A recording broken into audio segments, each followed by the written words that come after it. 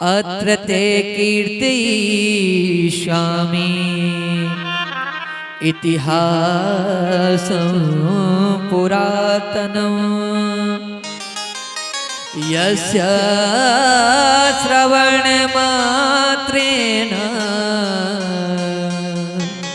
पापहानि प्रजायते।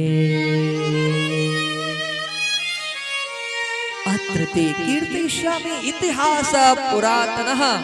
बड़ा सुंदर इतिहास है, कृपया सुनिएगा। बंधुओं, पुनः कहूंगा, ये कथा दूसरे दिवस है। धीरे धीरे ये कथा विश्राम की ओर जा रही है।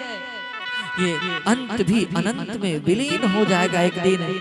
इस शाश्वत सत्य क्या है? शरीर नहीं है, जीवात्मा है, केवल हमारे द्वारा किया हुआ अच्छा कर्म है, यही शाश्वत है, बाकी सब नश्वर है।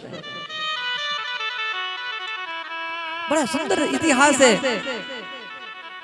तुंगभद्रा नदी के तट पर किनारे एक गांव है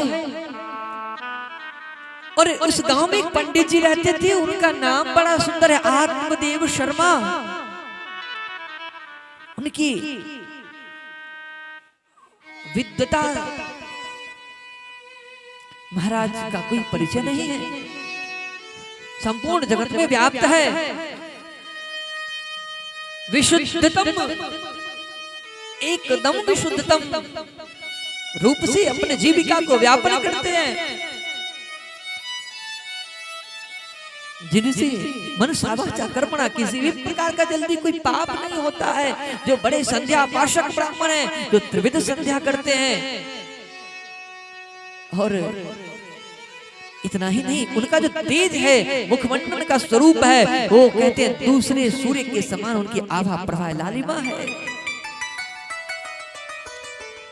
द्वितीय भास्कर के समान उज्जवल प्रकाश लालिमा। तपस्या के प्रभाव से ब्राह्मण तेजस्वी होता है और ब्राह्मण तपस्या कर्म छोड़ देगा अगर वो ब्राह्मण होकर के कुल में जन्म लेकर के यदि वो मांस मदिरा खाता पीता है, इसने कभी कोई आहार विचार शुद्ध नहीं है, वो ब्राह्मण का पैर तो छू सकते हैं लेकिन उसकी गति बड़ी बुरी हो जाएगी, क्योंकि उस कर्महीन है। और सब कुछ है इस जगत में,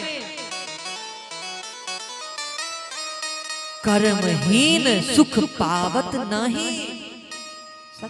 सकल पदार्थ यही जग माही। सब कुछ है, पृथ्वी सगर्भा है, पृथ्वी के गर्भ में बीज अंकुरित होता है। चना मटर गेहूं अनाज इत्यादि बाजरा हम लोग खाते पुष्ट होते हैं, लेकिन जब वो पृथ्वी अनाज देना छोड़ देगी तो इंसान की मृत्यु एक सेकेंड में अकल्पनीय असंख्य मृत्यु होने लगेगी। कर्महीन व्यक्ति एक भी होता है ना, तो सारा काम बिगड़ देता है। महाराज, ये ब्राह्मण विशुद्ध ब्राह्मण वृत्ति से अपने जीविका चलाते हैं, लेकिन इनकी एक धर्म पत्नी है। और सुनिएगा, धर्म पत्नी है, उनका नाम है श्रीमती धुंधली देवी। पति जितने सुंदर सुशील स्वभाव की, पत्नी उतनी ही विपरीत स्वभाव है। पंडित जी मौन रहना चाहते हैं, वो बोल बोल कर इन्हें तबाह कर देती है। मौन रह करके इनको तबाह कर देती है। जिंदगी तो आधी तबाह हो जाती है। अगर अच्छी पत्नी मिल जाए ना तो पति का जीवन भी अच्छा हो जाता है, नहीं तो जिंदगी कई बार तबाह हो जाया करती है। विवाह का मतलब हमारे भारतवर्ष में परमार्थ यात्रा होता है। विवाह का मतलब परमार्थ यात्रा, भोग यात्रा नहीं होती है। हमारे भारतवर्ष में विवाह का मतलब क्या होता है? परमार्थ यात्रा, यानी कि हम दोनों पति पत्नी मिलकर के अच्छा कर्म करेंगे। लेकिन वाइफ आ गया, वाइफ का मतलब क्या होती है, क्या पता है आपको? वाइफ का मतलब होता क्या है? Without information fight every time. W मतलब विदाउट, आई मतलब इंफॉर्मेशन, एफ मतलब फाइट, और फिर आगे पीछे थोड़ा बहुत नहीं, एवरी टाइम। लेकिन धर्म पत्नी जो होती है वो अच्छा काम करने के लिए आपको सलाह देगी, नहीं तो ऐसी होगी तो वो कहेंगे ए जी यही गाड़ी से मन भर गया बा, दोसर ले लिए वो 4 चक्का, उसे चल जाई पंजाब घूमल जाई। इसका मतलब ये नहीं कि पत्नी खराब होती है, नहीं, पत्नी भी अच्छी होती है, पति भी, दोनों अच्छे, लेकिन अधिकांशतर पत्नी को ही धर्म पत्नी कहा जाता है, धर्म पति नहीं, क्योंकि पत्नी हमेशा पति के लिए, बच्चों के लिए धर्म करती है, पति बहुत कम करते हैं। वो तो ठेल ढाल के चलिए जी करिए तो आ जाए भले, नहीं तो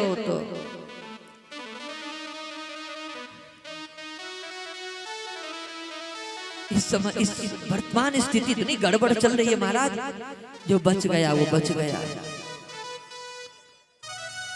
तो पत्नी जो आत्मदेव पंडित जी की बड़ी झगड़ालू है, दिन रात झगड़ा, सुबह सुबह पड़ोसन से लाठी चार्ज न हो जाए महाराज तब तक भोजन ही नहीं हजम होने दे, झगड़ा ही हो रहा है।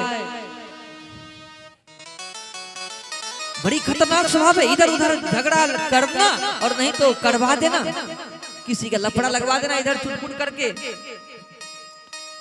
और बड़ी विचित्र स्वभाव है। पर इतने में भी ये ब्राह्मण देवता बड़े सीधे साधे किसी तरह अपना अच्छे से निर्वाह कर रहे हैं। दोनों दंपतियों के जीवन में इसी तरह से सब कुछ चलता, लेकिन एक झटका लगी है, क्या कि दोनों दंपतियों के बीच कोई पुत्र नहीं है, कोई संतान नहीं है महाराज, कोई संतान नहीं है महाराज, संतान नहीं है, इसकी बड़ी पीड़ा हो रही है। एक दिन पंडित जी पूजन कहीं से करवा करके सत्यनारायण भगवान की कथा कह करके जैसे ही घर में आए, जैसे ही आए सायंकाल में पत्नी ने भोजन दिया और कहा कि क्या दूसरों के घर पूजा करवाते हैं, अपने घर में आज तक कोई एक बालक नहीं आया, कोई संतान नहीं आया। पंडित जी को थोड़ा आज बड़ा दुख हुआ, कष्ट हुआ, हृदय आज कांप उठा महाराज, रात्रि की नींद खराब हो गई। तो महाराज आज पंडित जी के मन में बड़ी व्यथा हुई, आज दुखों का पहाड़ लगता है टूट पड़ा है।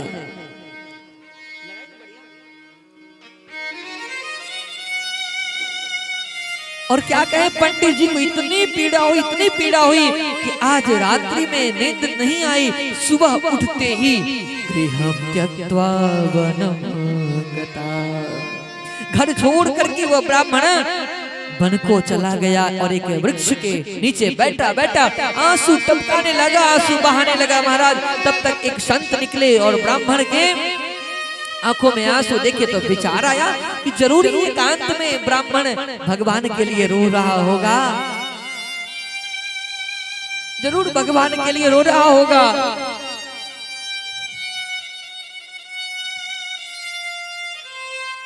महाराज कई बार एक और आपसे बताऊं, वो पंडित जी इतना रोने लगे, आकर के संत ने कहा कि ब्राह्मण देवता क्या हुआ है। संत जी ने मार्गदर्शन करने की इच्छा से गए, पूछा कथम रोदिसी विप्रातम् काते चिंतामणि असि वदतम सत्वरं मह्यं स्वस्य दुःखस्य कारणं। संत ने पूछा क्या हुआ भाई, क्यों रो रहे हो, शीघ्र बताओ मुझे, तुम इतने तेज से रो रहे हो। अरे मैंने देखा रोने की आवाज तो मुझे लगा भगवान के लिए तुम आंसू हुआ क्या है बताओ ना। लेकिन एक एकांत में जब हम लोग कोई रोते हैं ना, और उस समय कोई अगर दूसरा व्यक्ति आकर के हमारे हाथ शरीर पर फेरते हुए कहे ना क्यों रो रहे हो, तो आंसू और टपकने लगता है, क्योंकि ऐसा लगता है कि हमारे दुख में ये साथी आ गया, दुख में ये दुख को समझने वाला जरूर है, उसको देख करके और पीड़ा नहीं होती है, लगता है संबल मिल गया, और रोने की और वेदनाएं महाराज उधर जाती है। चरणों को पकड़ करके संत को और ब्राह्मण देवता पकड़ लिए और कहते हैं कथम रोदिषि विप्र तुम काते चिंता बलियसी। अरे क्या हुआ, कौन सा काल रोक लिया है तुम्हें, आपको क्या हुआ है बताइए ना। तो किम विप्रमीरिषे दुखम पूर्व पापेन संचितम मदीयः पूर्वजास्तोयम कवोषणामुपभूंजते। महाराज मैं अपने मन की बात को क्या कहूँ, मन में तो बड़ी पीड़ा है। न जाने मेरे पूर्व जन्म के कितने संचित पाप हैं जो एकत्रित हो गए हैं, महाराज देखने को मिलता है।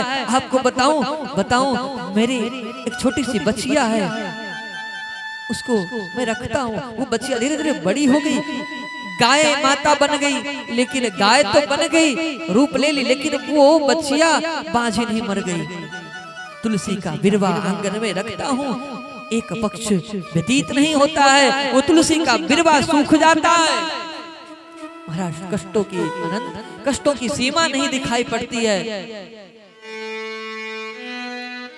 बड़ा दुर्दशा है, क्या करूं। कहा ना कि स्त्री की गोद और पुरुष का पॉकेट कभी खाली नहीं होना चाहिए, वरना दुनिया ताना मार मार कर उन्हें सताया करती है।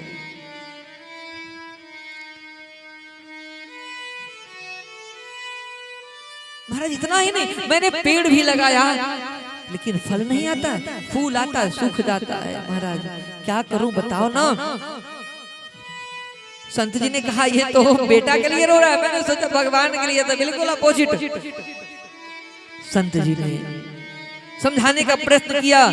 मुच्चा ज्ञानम प्रजारूपम बलिष्ठा कर्मणो गति विवेकम तो समासाद्य त्यज संसार वासना। हे ब्राह्मण, इस बेटा बेटी के चक्कर में क्यों पड़ा है। अरे पता है ये बेटा बेटी क्या जरूरी है सबको सुख दे। महाराज कर्मों की गति बड़ी गहन होती है, कर्मों की गति बड़ी न्यारी।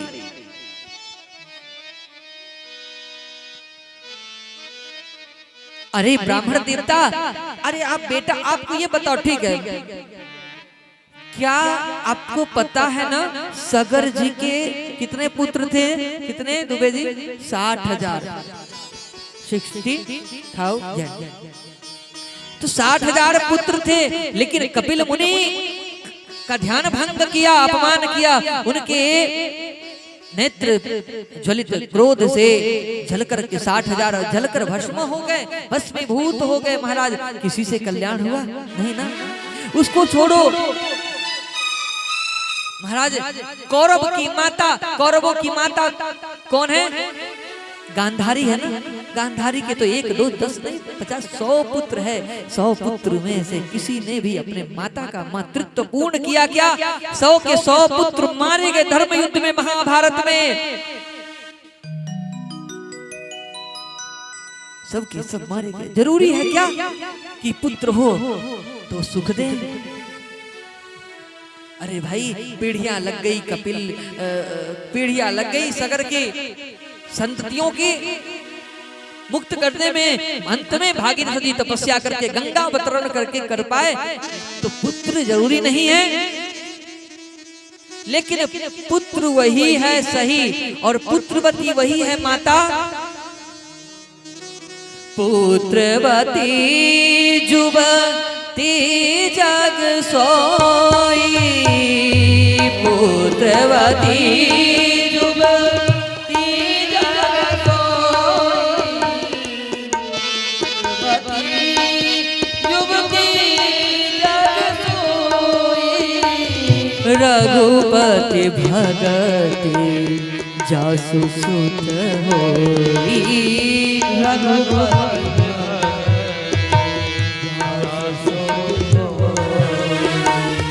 पुत्रवती जुबती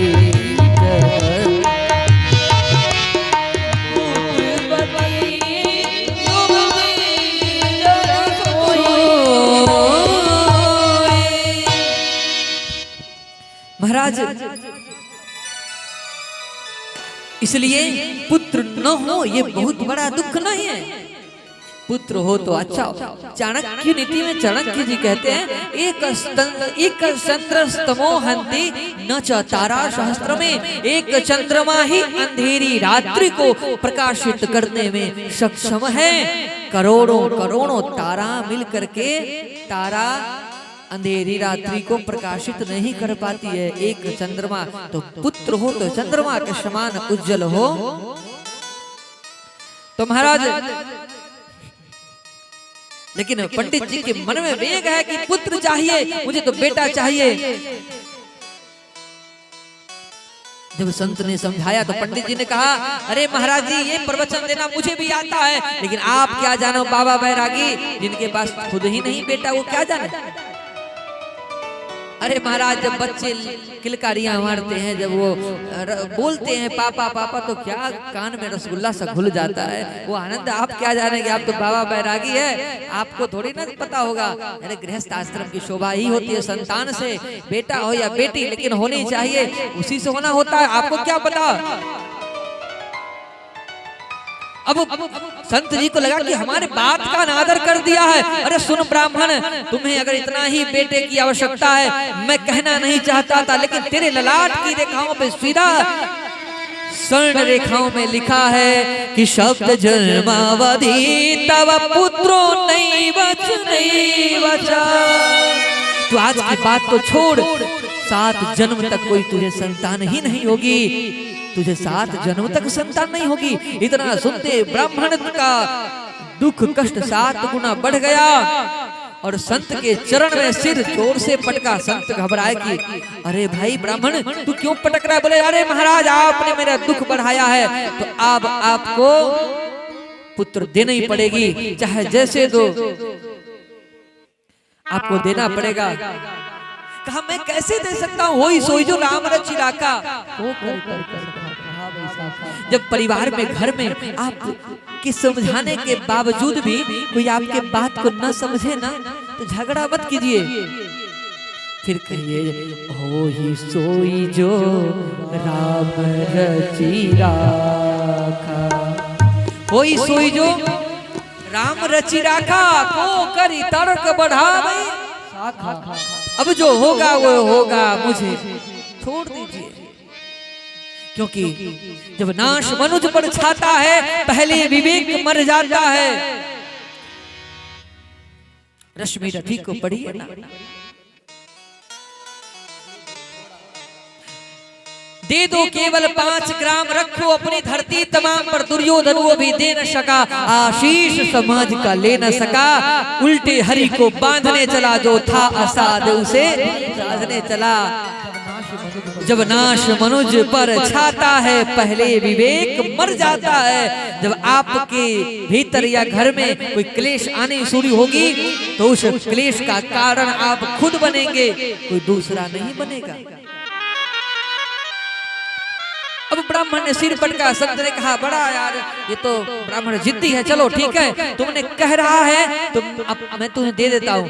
संत जी ने अपने झोले से एक फल उठाया और दिया और कहा कि ये फल लो और जाओ अपने पत्नी को देना और कहना कि नियम से खाए, स्नान करके पूजा पाठ करके और बढ़िया से रहे, कथा प्रवचन सुने तो अच्छी संतान की उत्पत्ति होगी, वो सगर्भा हो जाएगी। पंडित जी का महाराज कुछ ये नहीं, वो तो एकदम झोला उठाए दौड़े और जाते जाते खुशी के मारे उनका तो एकदम पसीना पसीना हो रहा, अभी रो रहे थे, खुशी में बदल गई। दौड़ते गए, अरे धुंधली अरे सुनो, अरे इधर हो, सुन रही हो। धुंधली ने कहा अरे क्या हुआ, क्यों भूकंप लेते आ रहे हो घर में, आज तक तो कुछ 4 किलो चावल से ज्यादा लाया नहीं, आज क्या मिल गया जो दौड़ता रहा, किसने राजा ने खजाना दे दिया, क्या मिल गया तुझे।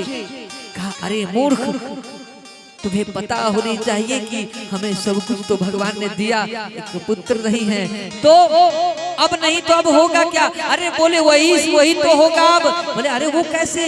बोले एक संत ने फल दिया है, बोला फल जब खाओगे ना, इदम भक्ष्य पत्न्या तम ततः पुत्रो भविष्यति। कहा यह फल तुम खाओगे ना तो भविष्य में तुम्हें एक सुंदर सुपुत्र की प्राप्ति होगी। और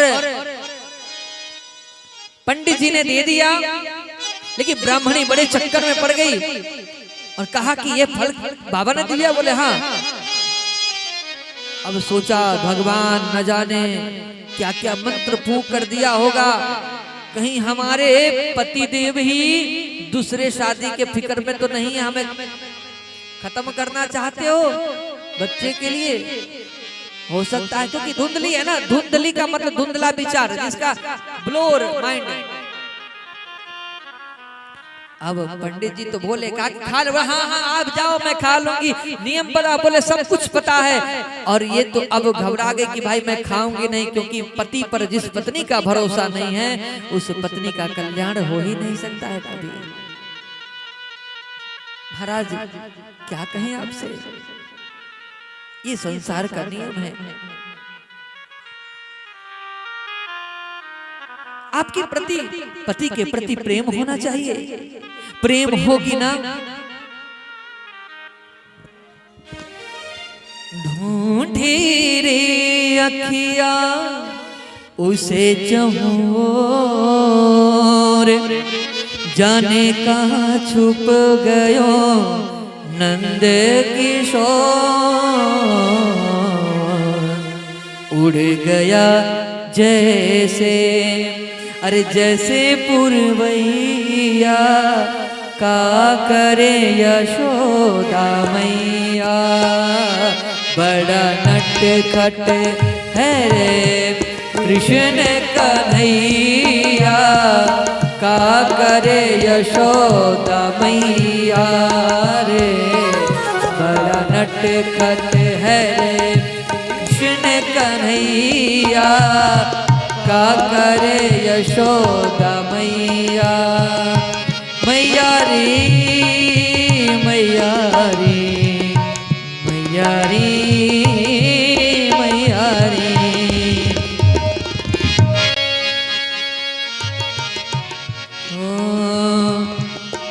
आ तो है मैं गले से लगा लूं, लागे न किसी की नजर मन में छुपा लूं।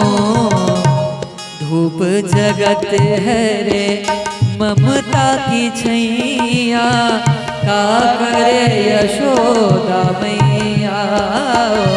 बड़ा नटखट है रे कृष्ण कन्हैया। कृष्ण सा नन्हा होगा, बालक होगा, ऐसा पंडित जी सोचते गए। लेकिन अब तो ये धुंधली के मन में आया कि अब क्या करूं, मुझे तो नहीं खाने हैं। अचानक से सोच रही थी खाऊं कि ना खाऊं, कि अचानक पड़ोसन का आगमन हुआ। और जब घर में कोई गड़बड़ हो, पड़ोसन आ गई और कुछ गड़बड़ की, तो समझो वो तो गड़बड़ महाराज। 1 क्विंटल दूध में एक नींबू निचुड़ जाए ना तो वो हालत हो जाती है। देखिए आजकल इंसान अपने दुख से ज्यादा दुखी नहीं है। जितने दुखी अपने दुखी से उतने दुखी नहीं है जितने पड़ोसी के सुख से दुखी है इंसान। अपने दुख से बहुत कम दुखी है। और पड़ोसी अच्छा मिल जाए ना तो भगवान को 2 बार प्रणाम करना कि प्रभु आपने बहुत कृपा किया है। एक बात बताऊं, एक व्यक्ति ने भगवान से कहा कि भगवान कि मुझ पर भी कृपा करो। बोले भाई क्या कृपा करूं? भगवान से कहा कि भगवान मुझे 1000 रुपया मिलवा दो, 500 रुपया तेरा, 500 मेरा। अब अचानक से कहा, उसके कुछ 2-4 कदम गया, 100 से मिल गया। देवे जी कितना? 500 रुपया। अब भक्त भी बड़ा अजीब था, अटपटा। कहा भगवान से, अरे बड़े बड़े चालाक हो, पहले ही काट लिए 500। भरोसा नहीं था 500 पे। ऐसे भी वक्त है जो भगवान से वादा करता है और फिर देखिए को बड़ छोट कहत अपराध हो, कौन बड़ा है कौन छोटा है ये कहने की आवश्यकता नहीं है। बुद्धि जिसकी बड़ी होगी वो ज्यादा सोचेगा, कम होगी कम सोचेगा।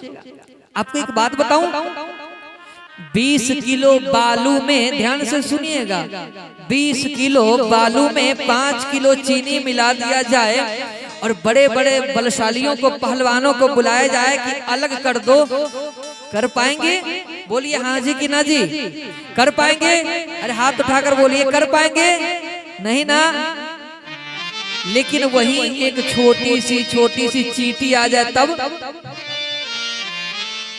छोटी सी चींटी आ जाए तो उस 20 किलो बालू में 5 किलो चीनी को अलग करते महाराज देरी नहीं लगेगी। तो छोटा व्यक्ति बच्चा भी है ना, वो भी बड़ा बड़ा काम को ठीक कर देता है। अब बड़े देखते ही रह जाते हैं। तो कोई छोटा है कौन बड़ा है, को बड़ छोट कहत अपराधो, इस अपराध का कारण बनता है ना। आत्मबल पुष्ट बड़ा होना चाहिए। अब इसने पड़ोसन से कहा कि मैं तो नहीं खाना चाहती है। पड़ोसन ने कहा अरे बहन क्या पागल जोशी करी, खा लो ना, किसी संत ने दिए हैं, तेरा भाग्य खुल गया जो संतों के आशीर्वाद मिला है। धुंधली बोली फल भक्षेण गर्भस्यात् गर्भे रोदन वृद्धिता स्वल्प भक्षं ततो शक्ति गृह कार्यं ततो कथम भवेत्। अरे बहन तुम नहीं जाती है, अगर सचमुच में फल खा लूंगी गर्भवती हो जाऊंगी तो मैं ज्यादा चल फिर दौड़ नहीं कर पाऊंगी। और इसी बीच कहीं घर में भूकंप आ गया रात में सोए में, तो सब तो भाग कर खड़े होंगे महाराज, जान बचा लेंगे, हम तो दौड़ नहीं पाएंगे, सो जान प्राण त्याजामि, वही प्राण हमारा त्याग जाएगा। अरे पड़ोसन ने क्या तुम गड़बड़ काम सोचती हो, चुपचाप तुम खा लो ना। लेकिन कुतर्की व्यक्ति होता है ना, वो बार बार तर्क नहीं करेगा, कुतर्क करके काटता है। लेकिन तर्क करना चाहिए, कुतर्क नहीं करना चाहिए। कुतर्क जो होता है ना वो मनमानी चीजें होती है।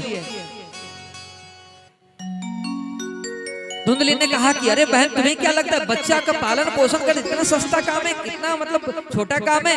अरे लालने पालने दुखम प्रसूता यास वर्षते, प्रसूति का कष्ट होता है, ये कष्ट तो बड़ा अलग होता है। जन्मत मरत दुसह दुख होई, बड़ा भारी कष्ट होता है। और एवं कुतर्क योगी ना तत्फलव नहीं भक्षितम, इतना कुतर्क किया महाराज कि अंत त्यक्त्वा उस फल को खाने से इनकार कर दिया। अब जो है क्या किया कि एक दिन पेट में कपड़ा बांध ली। पंडित जी कपड़ा बांध लिए, पंडित जी जो है देखिए तो कहा कि अच्छा अब हमारा बच्चा अब आएगा जल्दी ही।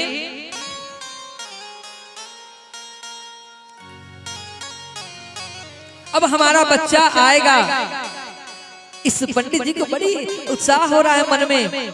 लेकिन महाराज तब तक उसकी जो है छोटी बहन एक दिन मिलने आ गई धुंधली की। अरे बहन तू खूब आई, आज मैं ऐसे चक्कर में फंसी हूँ कि एक समाधान नहीं मिल रहा है। धुंधली ने पूरी कहानी अब छोटी बहन को सुनाई। अब छोटी बहन यही चाहती थी इसके कोई बच्चे न हो, और मेरे तो कई बच्चे हैं, एक बच्चा मैं इसको दे दूंगी और फिर इसका सारा माल मेरा हो जाएगा। तो कहा कि अरे बहन तुम छोड़, इस चक्कर में मत पड़ो, तुम्हारा पति पागल हो गया है बच्चे के चक्कर में, तुम्हें ही पागल करना चाहता है। लेकिन तू तो मेरी बहन है ना, जरूरी नहीं कि बहन एक अच्छा सुझाव दे दे, रास्ता दे दे। कई बार बहन भी एक बहन की शत्रु बन जाती है, पता नहीं चलता है। तो अब क्या हुआ, आप लोग को नींद भी आ रही है? आ रही नींद? आ रही है? कल से यही तकिया वकिया लगवाएंगे बढ़िया। जानते हैं जब कुंभकर्ण को भगवान राम ने जब मार दिए, कुंभकर्ण को भगवान राम ने जब मार दिए, एसपी सिंह जी आप थोड़ा ध्यान इधर दिया जाए, और हमारे शिवनंदन जी आप लोग सब लोग कमेटी के जितने भी सदस्य सब लोग को विशेष रूप से कथा सुनिएगा, क्योंकि ये कथा है जीवन को रंगने वाली कथा नहीं है जो पान में खा करके मुंह रंगे। तो हाँ, कुंभकर्ण को जब भगवान राम ने वध किया तो निद्रा देवी आई, कहा कि मेरा एक ही प्रेमी था, एक ही ग्राहक था जिससे 6 महीना साथ में सोती रहती थी, अब तो मार दिया, अब मैं कहाँ जाऊंगी। तो कहा एक काम करो, जहां हमारी कथा होगी ना वहां पर जाकर के उसके अंदर घुस जाना। तो छोटी बहन चाहती थी क्या कि इसके बच्चे न हो, मेरा बच्चा हो जाए और इस पर अधिकार मेरा हो जाएगा। तो ये सब चक्कर चला, बड़ा गड़बड़ हुआ काम। पति को विश्वास दिलाती रही कि मुझे बहुत फायदा हो रहा है फल खाने से, लेकिन फल खाया नहीं। अंत में उसकी बहन ने कहा, देख बहन, मेरा बच्चा होने वाला है कुछ दिन में, और पति के कानों कान खबर तक नहीं चलने दूंगी, और तुम्हें बच्चा का बच्चा मिल जाएगा, कष्ट मिलेगा नहीं, दुख नहीं मिलेगी और बच्चा मिल जाएगा। कहा, बहन हो तो तेरी जैसी, क्या बात है, बिना दुख का अगर सुख मिलता है उस सुख को छोड़ दीजिए। बिना संघर्ष किए सफलता अगर आपको मिलती है तो वो सफलताएं आपको बेचैन करेगी, आपको आपत्ति, आपको विपत्ति ला करके रहेगी। जिस प्रेम में, जिस घर में छटपटाहट है, बेचैनी है, वो प्रेम एक दिन महाराज विपत्ति ला करके रहेगी। अब बहन ने कहा कि तुम्हें बेटा चाहिए, मिल जाएगी। तो कहा धुंधली ने, अरे बहन तुमने तो बात बिल्कुल सॉफ्टनेस किया, बिल्कुल सॉल्व हो गया समस्या। बोले हाँ मैं तेरी बहन हूँ ना। बोले अरे हाँ हाँ, तो अब ये बता बहन कि ये इस फल को मैं क्या करूँ। बोले अरे तेरे यहीं पर गैया है ना, बछिया है, उसको दे दो। अगर सचमुच इस फल में कुछ होगा, सचमुच फल में कुछ ताकत होगी तो उस गैया को भी हो सकता है, नहीं तो बाबा बैरागी पर भरोसा नहीं करना, वैसे दे दो। अब उसने क्या किया, चुपके से रात्रि में उस बछिए के मुंह के पास जाकर फल रखा, जबरदस्ती खिला दिया, वो बछिया खा ली। महाराज इस तरह से एक दिन समय व्यतीत हुआ, समय ने मोड़ लिया। कालांतर में उसकी बहन को बेटा हुआ, बच्चा हुआ, और वो बच्चों को लेकर के आई और अपने बेटे को लेकर के कहा कि लो बहन, तुम्हें तो बेटा चाहिए था ना, मिल गया, जाओ। अब तो प्रसन्न होकर के कहा अपने पति से, अरे सुंदर पुत्र हुआ है। अब पंडित जी सुनते ही तो ये अपना हार, माला, जेवरात, पैसा, धन सब लुटाने लगे। चारों तरफ हमारा वेद ध्वनि होने लगी। गांव में उछल करके पंडित जी ने बताया कि मुझे तो बेटा हुआ है। अब तो महाराज क्या कहें, कुछ ही दिन नहीं, ठीक 3 महीने बाद जिस गैया को धुंधली ने फल दिया था, उसने भी एक सुंदर बालक को जन्म दे दी है। सर्वांग सुंदरम दिव्यम निर्मलम कनक प्रभम। गांव वालों को इतने में पता चला, महाराज बधाई बधाई शोर होने लगी कि पंडित जी आपका तो भाग्य खुल गया। कौन कहता है कि बेटा नहीं होता, बेटा तो हुआ आपके जैसे। देखिए आज एक नहीं, आज गैया ने भी बेटा दे दिया। महाराज आपका तो आज नसीब खुल गई है। भाग्योदयो धुना जाता आत्मदेवस्य पश्यत धिन्वा बाल प्रतुस्तस्तो दैव रूपीति कौतुकम। अरे देखो देवताओं का कौतुक तो देखो, एक नहीं था आज 2 हो गए, क्या बात है। पत्नी ने और पति दोनों बैठे। पति आत्मदेव जी ने कहा कि धुंधली अब सुनो इधर, अपने बेटे का नाम मैं रखूंगा। बोले अरे 9 महीने दर्द दुख मैं सही हूँ और नाम आप रखने चलेंगे, बड़े चालाक है। देखिए इसको तो ऐसे ही बेटा मिल गया, कह रहे 9 महीने दुख सही हूँ। पंडित जी बोलने वाले का अच्छा ठीक है जा, तू तो हमेशा से अपनी ही बात मनवाती आई है, अब आज तू भी मान ले। हाँ बोलो क्या नाम रखना है। बोले मेरा नाम धुंधली है ना, तो मेरे बेटे का नाम धुंधकारी होना चाहिए।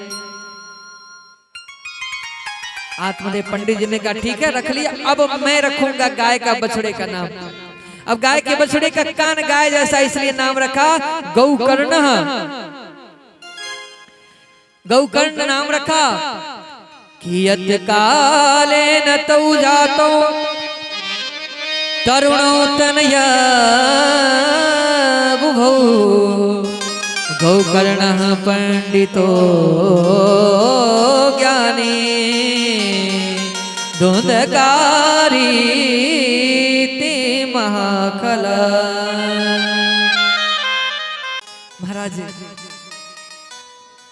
क्या कहें, गोकर्ण जी महाराज तो परम विद्वान निकले, क्योंकि संतों का फल खाई थी गैया ने तो बेटा दी, तो वो विचार भी शुद्ध है। लेकिन यहाँ छल कपट से बेटा हाथ में गोद ले ली है, और उसका नाम क्या हुआ? धुंधकारी। अब एक दिन क्या हुआ कि धुंधकारी और गोकर्ण दोनों बड़े हुए। देखिए बड़ी रोचक कथा है। तो महाराज धुंधकारी तो बड़ा हुआ, लेकिन इतना अधर्म पाप करने लगा कि एक दिन क्या किया, घर का जितना बाजार बर्तन था, कपड़ा था, सब ले आकर के बाजार में बेच करके और जुआ खेल करके दारू पी करके घर आ गया। पंडित जी तो आज रोने लगे कि ये क्या हो गया। पंडित जी इतना रोने लगे, इतना रोने लगे।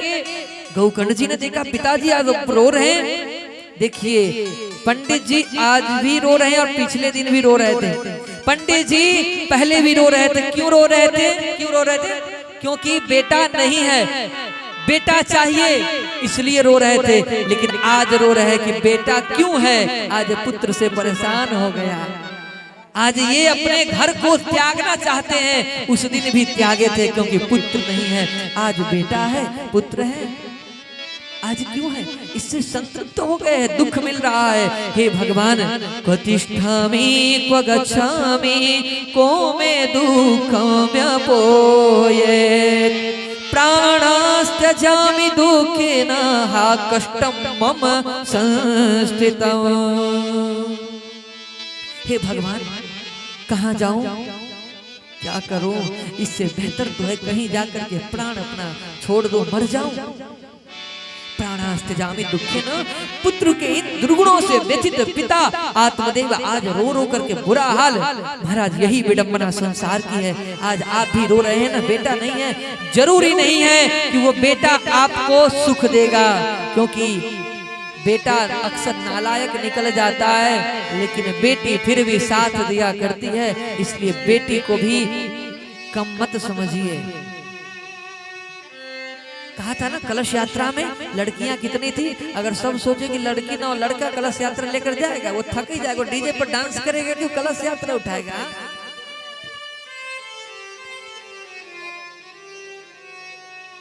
इता बेटी नाही हई गंगा जल हई हो, इता बेटी नाही हई गंगा जल। गंगा के समान पवित्र बेटी होती है जो दो कुल को तारती है। बेटा एक तार दे कुल को, बहुत बड़ी बात है। लेकिन कहते हैं ना कि लड़की जो होती है ना, दो कुलों को तारती है। एक जहां जन्म लेती है और दूसरा जहां विवाह होकर के जाती है। लेकिन हम मैं एक बात कहना चाहूंगा कि आप चाहते हैं आपका घर संबंध पति पत्नी से बना रहे और वो प्रेम सदैव एक रस में रहे, तो सबसे पहले आपको अगर ससुराल में कोई कष्ट हो बहनों माताओं, तो आप उस कष्ट को सबसे पहले छोटा समझिए, दुख को छोटा समझकर खत्म करने का एक व्यवस्था बनाइए। अगर कोई ज्यादा परेशान करता है तो आप पति से अपने कहिए, लेकिन जरूरी नहीं कि छोटी छोटी बातों पे घर मम्मी को फोन करे, हेलो ये हुआ है, हेलो वो हुआ है। महाराज मम्मी को कहने इससे गड़बड़ हो जाएगी।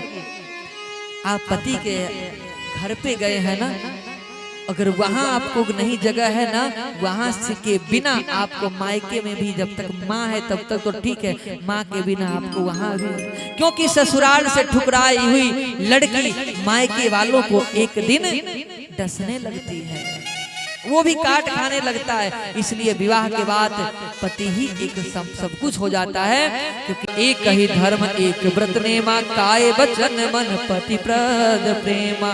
मन वचन कर्म से पति के प्रति निश्चल भावना होगी तो अगर गड़बड़ होगी भी ना तो वो खत्म हो जाएगी। जैसे सब्जी में नमक ज्यादा हो, थोड़ा नींबू डाल करके उसको मेंशन कर लीजिए, ऐसे ही रिश्ता होती है। रिश्तों में थोड़ी खटपट आ गई तो उसको खत्म करने का कोशिश कीजिए, बढ़ाने का नहीं कि लगे ननद से कहने इधर उधर पड़ोसी, इसमें महाराज माथा खराब होगा, रिश्ता खराब। क्योंकि रिश्ता ही ऐसा चीज है, बड़ी नर्म चीज होती है।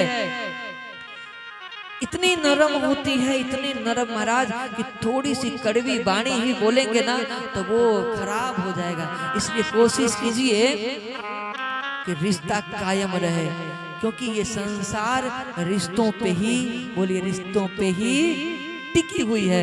जिस दिन प्रेम खत्म हो जाएगा ना उस दिन केवल वासनाएं रह जाएगी। उपासना के बिना भारत का शोभा भारत रह ही नहीं सकता है। प्रेम भी होना चाहिए उपासनाओं में, वासनाओं में प्रेम रहेगा, वो आपत्ति ला करके और विपत्ति ला करके रहेगी।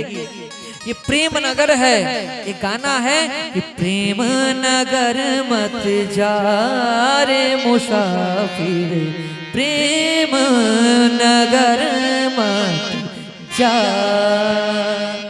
प्रेम नगर की डगर कठिन है, रेम पनि सा धम। तो प्रेम नगर की राह कठिन है, ये नहीं कि खराब है इसलिए कहा कि प्रेम नगर मत जा। प्रेम नगर जाओ तो निश्चल भाव से जाओ, क्योंकि प्रेम नगर में सच्चे प्रेमी रहते हैं। माता के दरबार में सभी माता के भक्त प्रेमी बैठे हैं, यही प्रेम नगर की शोभा है। महाराज आज रोने लगे। गौकर्ण जी ने देखा तो कहा पिताजी रो रहे हो? बोले हाँ बेटा। बोले क्यों? बोले बड़ा कष्ट है। बोले आपको संसार में सुखी दिखाई कौन पड़ता है पिताजी, जरा आप बताइए तो सही। न चेन्द्रस्य सुखम किंचित न सुखम चक्रवर्तिना,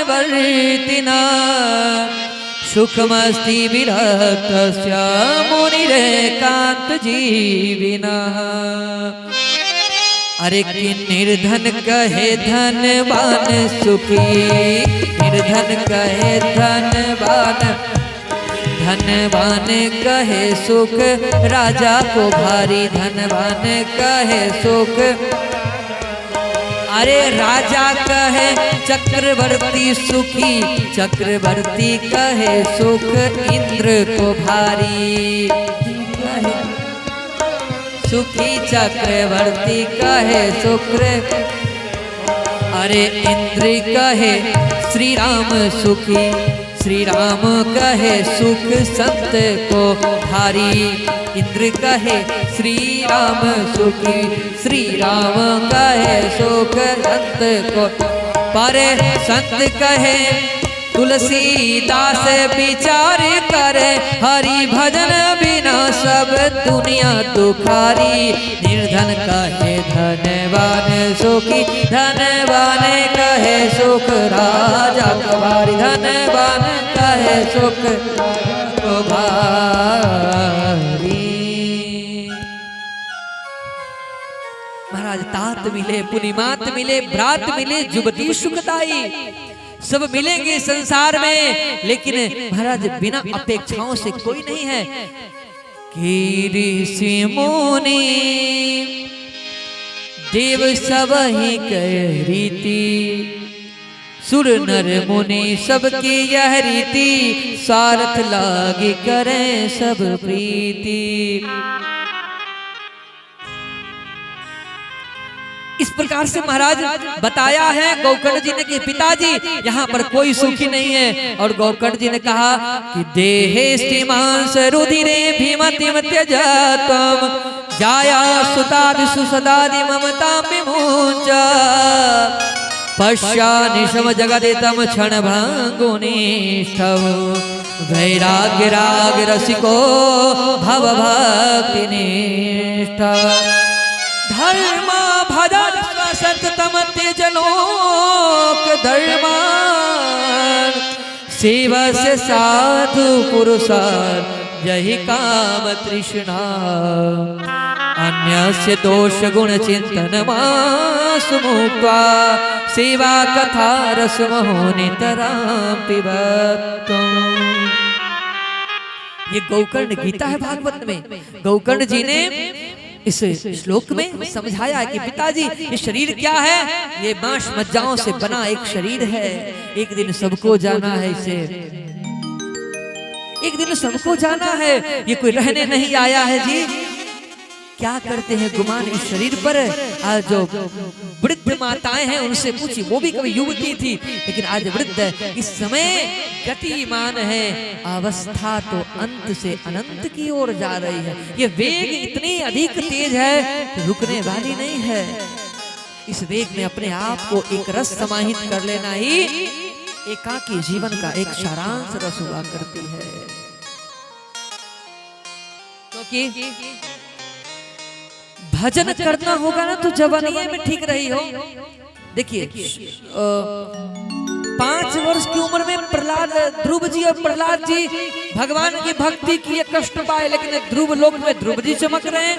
प्रहलाद जी भक्त शिरोमणि भय प्रहलादु, भक्तों में शिरोमणि हो गए। तो देखिए बुढ़ापे में भजन करने जाएंगे, बोलेंगे राम राम, मन में मुंह से आएगा दांत है नहीं तो आम आम बोलेंगे। लेकिन आप इस अवस्था में बच्चों को शुरू से ही अभ्यास लगाना चाहिए, कम से कम हनुमान चालीसा आना चाहिए। तो भजन जवानी में करेंगे ना तो वही आपका साधन बनेगा अंत समय का। बाकी तो इस संसार में कोई किसी का है ही नहीं, कोई किसी का नहीं है। यह तन दिया, यह मन दिया, यह धन किसी का है दिया। ये धन भी किसी दूसरे ने दिया, शरीर भी दूसरे ने दिया, है क्या अपना? कुछ भी नहीं। मरने के बाद लोग कहते राम नाम सत्य हो, मरने के बाद वो मुर्दा सुन नहीं सकता तो कहते हैं, बताते हैं उनसे कि बोलो राम नाम सत्य है, बताइए। जिंदा में उसको गलती समझाएगा कि राम नाम सत्य नहीं है, पैसा पत्नी परिवार बेटी बेटा बेटी ये सत्य है, भगवान का नाम सत्य है, ये मुर्दे के कान में फूंक रहे हैं। बताइए क्या दुनिया अजीब है। यहाँ तो महाराज क्या बताए, श्मशान में जाते हैं लोग, मृत शव को जलाते हैं और वही जो जलाते हैं 4 लोग वही कहते हैं कि और भाई कितना समय लगेगा, जल्दी चलो घर पे। वो आपके अंत समय में भी 2-4 घंटे साथ नहीं दे सकते हैं। शीशा टूटे गुल मच जाए, दिल टूटे तो आवाज न आए, सांप डसे तो दोस्त बचाए, पर दोस्त डसे तो कौन बचाए।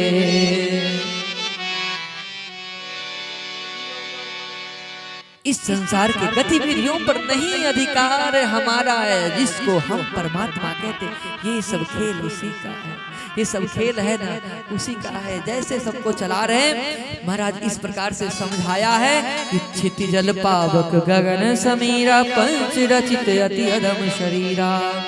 गोकर्ण जी ने कहा पिताजी इस चक्कर में मत पड़िए, धर्मम भजस्य सततम त्यजलोक धर्म। कहा कि ये भौतिक संसार धर्म को छोड़ करके और धर्मम भजस्य सततम, सतत निरंतर उस धर्म का भजन ही भजिए। जाया सुतादिषु सदादि ममता विमुञ्च। इस शरीर को बांधने की 2 ही रस्सियां है, एक तो ममता और एक अहमता। अहमता यानी घमंड, अहमता की रस्सी में जो जकड़ गया वो हमेशा अपने परिवार से दूर रहेगा, वो एक साथ रह ही नहीं सकता है। और जो ममता में रह गया परिवार में रह करके भी वो खत्म हो जाएगा, उसकी लीला सब खत्म हो जाएगा। महाराज जो आया है सो जाएगा, यहाँ कोई रहने थोड़ी ना आया। इसलिए महाराज ये पुत्र परिवार यहाँ सब कुछ भी नहीं है, सब खेला है, एक दिन तो सबको ही जाना है। तो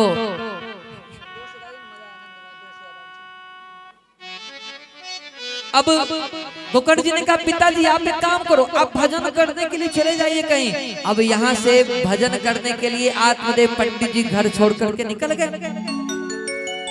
घर छोड़ करके निकल गए। और निकले तब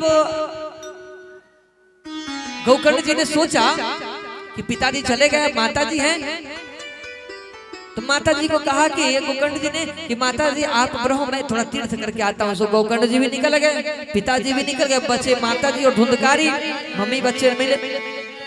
अब धुंधली ने जो अपने बेटे का नाम धुंधकारी रखा था, वो धुंधकारी ने सोचा पिताजी है ना, अब भैया है, अब क्या करे। तो माता जी से कहा कि पिताजी ने तुझे देकर जो गए हैं ना, वो लाओ, अब ला नहीं तो तुमको हम वही व्यवस्था बनाएंगे। माता जी डर के मारे दे दी, सब कुछ खत्म हो गया। माता जी भी एकदम परेशान होकर के अंत में रात्रि के मध्य 12 बजे में कुआं में गिर करके आत्महत्या कर ली। आत्महत्या पुत्र के लिए किया, पिता भी चला गया। अब घर में तो कोई नहीं है, अकेला घर दौड़ने काटने को खा रहा है। लेकिन ध्यान दीजिए, कभी भी आप घर में अकेले अगर है ना, तो घर में आप लड्डू गोपाल जी को रखिए, अपने गुरुदेव का चित्र रखिए जिसका चरित्र अच्छा हो। वो चरित्रवान का चित्र रखेंगे तो आपके ऊपर भी प्रभाव, दुष्प्रभाव पड़ेगा। कई लोग के घर पे जाएंगे ना, तो घर पे पहले होता था स्वागतम, आइए स्वागत है, अभिनंदन है, वेलकम। लेकिन कहीं कहीं जाएंगे तो लिखा रहे कुत्तों से सावधान।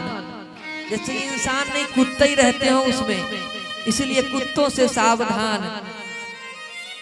बदल गया महाराज, कहने को तो बहुत सारी बातें हैं। क्या होता है ना कि माता जी मरी, अब अकेला ये घर में रहने लगा। 5 गणिका यानी वैश्या को रख लिया। अब वैश्याओं को तो पैसे से प्रेम है भैया, अब वो पैसा से प्रेम रहा, रोज राजाओं को लूट करके लाता, अपना भोग वासनाओं में लिप्त धुंधकारी राजा कभी उस राज्य में जाता, राजा के धन हरण करता, खूब धन ला करके वैश्याओं को देता, वो प्रसन्न हो जाती। लेकिन इसी तरह से निरंतर ये चलती रही क्रम। एक दिन एक वैश्या उससे कहती है, बहन एक बात ध्यान देना, ये तो पैसा लाता कहीं कहीं से है, लेकिन एक दिन कहीं ना कहीं चोर पकड़ा जाएगा जरूर।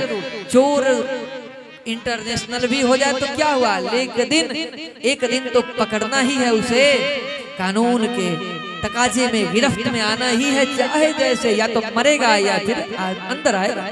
तो चोरी करता लाता, एक दिन उन्होंने कहा वैश्याओं ने कि बहन ये जहां से लाता है, कहीं एक दिन भी पकड़ा गया ना तो पूर्वकृत धन जो संग्रह है ना पहले का रखा हुआ, वो सब भी लेकर चला जाएगा और ये जेल जाएगा, मुझे भी जाना पड़ेगा। इससे बेहतर है संतोष करो, संतोषम परम सुखम। वैश्याओं के पास ज्ञान है, हमारे पास क्यों नहीं आता। आज देखिए वैश्याओं ने सोचा, धन को लिया और कहा कि आज रात्रि को आएगा, ठिकाने लगा देना है। अमावस्या की काली रात्रि है, चारों तरफ घोर निशा, सब सो बनिहारा, मोह निशा सब सो बनिहारा। इस मोह की निशा में रात्रि में सब सोए हैं। उस रात में 10 बजे दारू पीकर धन मोटरी लिए हुए महाराज जेवर इत्यादि धन हीरे जेवरात लेकर के धुंधकारी आया, कहा लो ठीक है जी। वैश्याओं ने क्या किया, भोजन दिया, भोजन करने के बाद कहा बेड पर सो जाओ। जब धुंधकारी सोया तो इसको रस्सियों से चारों ने मिलकर बांध दिया, मारने लगी, फिर भी न मरा तो जलती हुई लकड़ी उठाई और जलती हुई काष्ठ मुंह में उसके घुसेड़ दिया और मुंह में डाल दिया, और फिर वही वो तृप्त हो उसके फेफड़े में धुआं गया। फेफड़े में धुआं जाने से उसकी श्वास गति बाधित हो गई, वही महाराज उसका मृत्यु हो गई, मर गया। मरा तो वहीं पर उसका लाश को दफन कर दिया गड्ढा करके, और सब वहीं से निकल पड़ी। गौकर्ण जी को पता चला, गया में जाकर के श्राद्ध किए, आए श्राद्ध करके घर आए गौकर्ण जी रात्रि में, और जैसे ही उस खटिए पर वो भी सोने गए, तब तक अचानक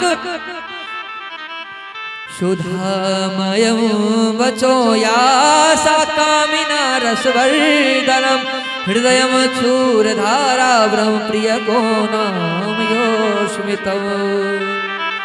कभी देखते हैं गौकर्ण जी की कोई बैल बन जाता है, कभी चीता बनता है, कभी बकरी बनता है, कभी कुछ भेड़ बनता है। अजीब अजीब तरीके की आवाज आ रही है, हा वो ही करके, है क्या? पूछ रहे हैं गौकर्ण जी कि कौन हो भाई, कौन हो? संज्ञा मात्रम चका रहा। गौकर्ण जी ने कहा बोलो।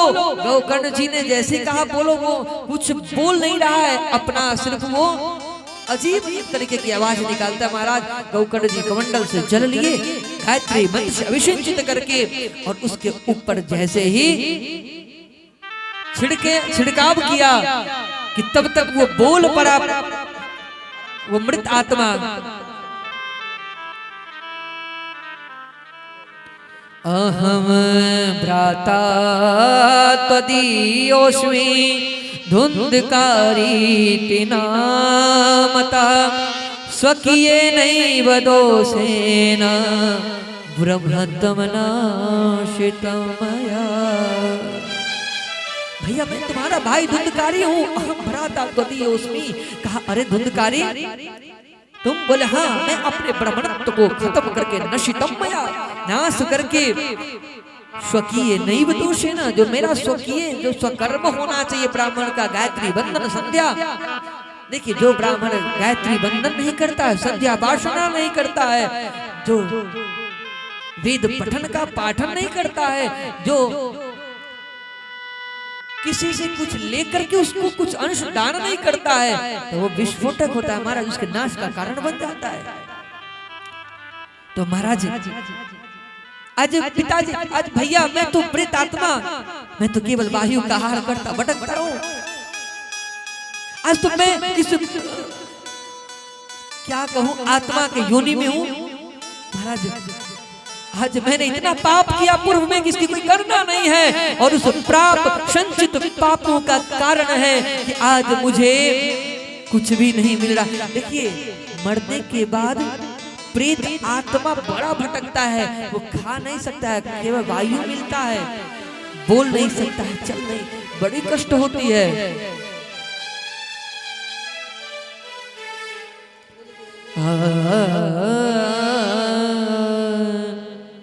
तो क्या करूं भाई बताओ ना, बड़ा भयंकर कष्ट हो रहा है भैया। अहो बंधो कृपा सिंधु, अरे भ्रातर्माशु मोचया। अच्छा इतना कष्ट है। अब जो है गोकर्ण जी ने कहा कि गया श्राद्ध शतेनापि मुक्तिर्मेन भविष्यति। गोकर्ण जी ने नहीं, धुंधकारी ने कहा कि भैया आपने गया में श्राद्ध किया ना, लेकिन मुक्ति नहीं मिली। अगर गया में श्राद्ध करने से मुक्ति मिलती तो भागवत झूठ क्यों बोल रही है? भागवत तो झूठ नहीं बोल रही है महाराज। गया में जाकर के श्राद्ध हजारों कर लो, शांति नहीं मिल सकती आत्मा की, क्योंकि अपराध इतना बड़ा है। इसने तो क्या करूं? तो तुभ्यं नमो जगत साक्षिन् ब्रूहि में मुक्ति है तो कहूं। रात भर चिंता के मारे नींद नहीं आई। गोकर्ण जी महाराज सुबह उठे और प्रातः काल होते स्नान करके ब्राह्मणों से परामर्श लिया, महाराज क्या करूं? उसी समय अंत में सूर्य भगवान का स्मरण किया। सूर्य भगवान ने कहा कि श्रीमद् भागवतान मुक्ति सप्ताह वाचनम कुरु। महाराज कुछ नहीं हो सकता, भागवत सुनना पड़ेगा। उस समय भागवत की विधान विधि बताई गई कि भागवत कैसे सुनना चाहिए। तो इसी प्रकार से श्रीमद् भागवत भी है। अब गोकर्ण जी ने धुंधकारी के लिए 7 गांठ का एक बांस लाया, हरा, उसमें काला कपड़ा लपेटा। क्यों? क्योंकि प्रेत आत्मा तो एक जगह रुकेगा नहीं, वो वायु वेग से इधर उधर होगा, तो कथा सुन कैसे पाएगा? और कथा नहीं सुनेगा तो मुक्ति कैसे होगी? और स्पेशली यहाँ धुंधकारी को सुनाने का काम किया जा रहा है। तो 7 गांठ वाली बांस में प्रतिष्ठित प्रेत आत्मा धुंधकारी को कर दिया गया। और फिर एवं सप्त दिनैश्चैव सप्तगते विवेदनम। एक दिन कथा हुई, 2 दिन हुई, इस तरह से सप्तम दिवस में जाकर के महाराज 7 दिन में उस बांस का 7 गांठें चटक गई और दिव्य रूप धरो जातस तुलसीदाम मंडितः पीतवासा घनश्यामो मुकुटि कुंडलान्विता। महाराज 7 दिन में जब भागवत खत्म हुई ना, तो महाराज गोकर्ण जी महाराज देखते अचंभित कि धुंधकारी आज रथ पर बैठ करके जा रहा है, पुष्पक विमान में। जो प्रेत आत्मा जिसका कर्म क्रियाहीन धुंधकारी वैश्यावृत्ति किया, उसकी यही स्थिति। कि धन्य भागवती वार्ता और प्रेत पीड़ा विनाशिनी सप्ताहोपि तथा धन्य कृष्णलोक फलप्रदा। ये कृष्णलोक को प्राप्त करवाने वाले भागवत है। धन्य है भागवत, धन्य है। महाराज कथा को सुनने की विधि है, जो ध्यान से सुनेगा ना वही। अब मान लीजिए आप घड़ा लेकर के जाएंगे पानी भरने, टोटी के पास टोटी खोल देंगे, घड़ा का मुंह अगर टोटी के नीचे नहीं रहेगा तो पानी तो गिरते ही रह जाएगा, घड़ा नहीं भरेगा। और लेकिन उस टोटी के नीचे घड़ा रहेगा तो भरेगा जरूर।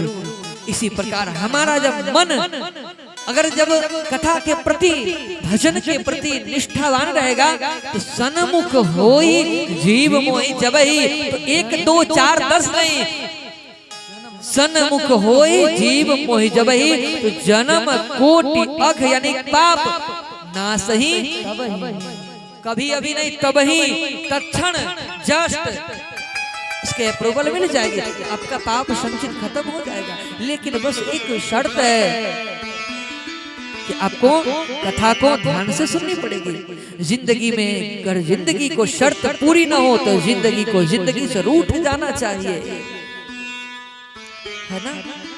उसके बाद कहते हैं अयोध्यावासिनः पूर्वा यथा रामेण संगता तथा कृष्ण ते नीता गोलोकम योगी दुर्लभम। जैसे राघवेंद्र सरकार के साथ समस्त अयोध्यावासी अवधपुरी वासी परधाम को प्रस्थान कर गए थे, उसी प्रकार गोकर्ण जी के साथ इस बार संपूर्ण श्रोता चली गई। क्योंकि पिछले बार केवल धुंधकारी गए थे तो सबको बड़ा ईर्ष्या हुआ कि भाई धुंधकारी ने तो केवल कथा नहीं सुना, हमने भी सुना, फिर क्या हुआ, इसी को क्यों पक्षपाती है। बोले नहीं, निष्पक्ष है, लेकिन बस जो निष्ठा रखेगा उसी के पास निष्पक्ष न्याय हुआ करती है, जो इधर उधर करेगा उसके पास न्याय नहीं होती है, अन्याय हो जाएगा। इस बार सब चले गए भगवान को धाम को सुन करके। कहा कथावाचक कैसा होना चाहिए, सवाल ये कथावाचक कैसा होना चाहिए, तो कहा विरक्तो वैष्णवो विप्र वेद शास्त्र विशुद्ध कृतः दृष्टांत कुशलः धीरो वक्ता कार्ये निष्पृहा। कहा कम से कम 5 ब्राह्मणों का वरण कीजिए, द्वादशाक्षर मंत्र का जाप हो, यद्यपि अनुष्ठानात्मक हो तब अनुसंधानात्मक हो तो केवल कथा सुन सकते हैं व्यासपीठ को मर्यादा में लेकर के, कोई विधि बाधा ना आवे, इसके लिए भगवान नाम का जाप करे। श्री कृष्ण गोविंद हरे मुरारे हे नाथ नारायण वासुदेव। कहा फिर भोजन की क्या व्यवस्था है, भोजन करे या ना करे, बोले भोजनम तु ब्रह्मण्य कथा श्रवण कारकम। कहा भोजन इसलिए करना नहीं चाहिए क्योंकि भोजन करने के बाद नींद आती है ना, रोटी 4 खा लेंगे नींद आ गई, लेकिन नहीं खाएंगे तो आपके अंदर जोश रहेगी। लेकिन ये नहीं, एक बात ध्यान देना, भोगी व्यक्ति जोगी बनने जाएगा तो वो रोगी जरूर हो जाएगा। जो कभी व्रत नहीं किया देखा, इसलिए हम भी व्रत करेंगे तो जाओ बुखार पड़ गया, वायरल बुखार में पड़े रहो। आप कोई भी काम कीजिए बड़े ही स्थिरता के साथ करिए, यह वो काम होना ही होना है और निरंतरता उसमें बनाए रखिए। सबरी मैया की भक्ति को कौन नहीं जानता है हो।